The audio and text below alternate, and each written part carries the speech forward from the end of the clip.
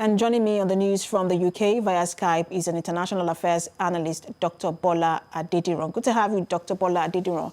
Help us understand, with the new figures in the UK, over 60,000 reported just about yesterday. And I will also know that about 1.1 million people have been infected in England alone. Where does this lockdown come in, and how are citizens or residents reacting to this lockdown? Well, thank you for having me.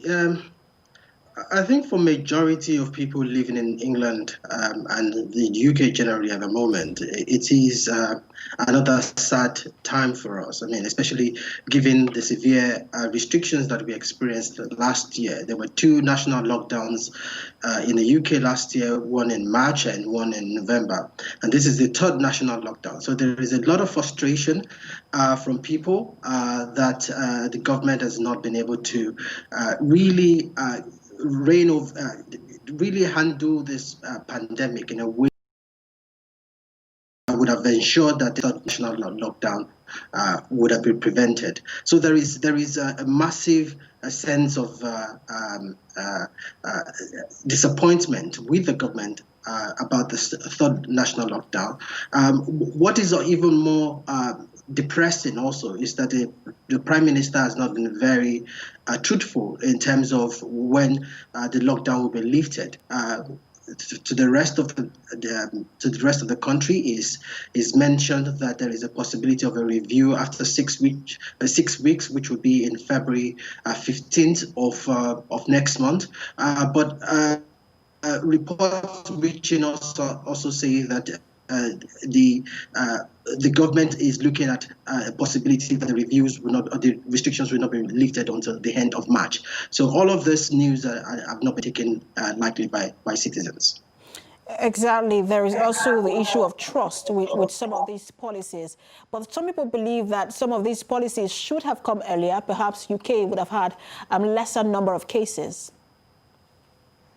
Yes, the first part of it was the bungled way in which the government addressed the pandemic in early of last year.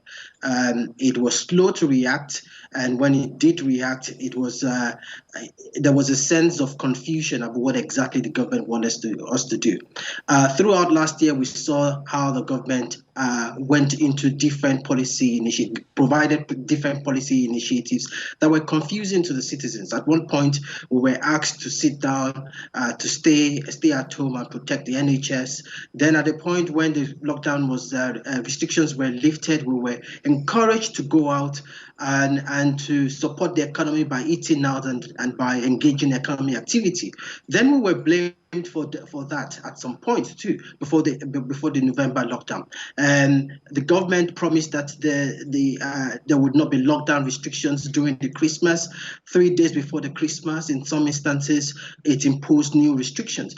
And we've also seen how shambolic the government has been in terms of handling restrictions around the international airports. Even till now, travelers coming into the UK are not being tracked and traced properly, and they're not being tested. So there is anger at some level that the government has been terrible in terms of handling this coronavirus pandemic, especially when you compare the response of the UK government to other neighboring countries, Germany, Australia, New Zealand, and many other countries who have done a fantastic job in handling the pandemic.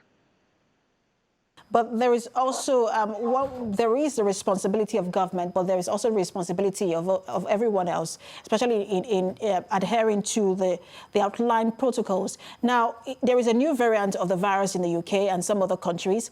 It is winter, and if people refuse to adhere to the stay-at-home order, what then happens?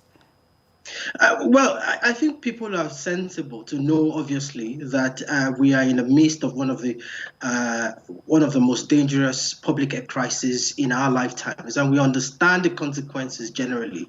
And I think across the world, people understand that they have to socially distance.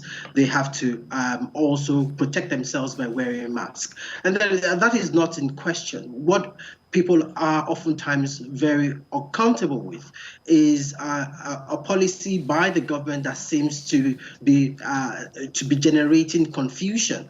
People are willing, obviously, to do the right thing, but at the same time, we don't want endless periods of lockdown. We don't want endless periods of restrictions. We want to get back to normal as soon as possible, and that in some countries have happened. New Zealand, for example, because of the kind of leadership that Jacinda Ardern has shown, have been able to return back to normalcy since last year. So that's the kind of strong leadership that we're asking, that people generally across the world are asking that the governments take. It's not to deny the problem that the pandemic poses to us, or the threat that the pandemic poses to us, but to say that let us see strong leadership that helps us handle this pandemic in a way that helps us return back to normalcy. Of course, it's not going to be full normalcy until everyone is vaccinated, but at least to some sense of normalcy, rather than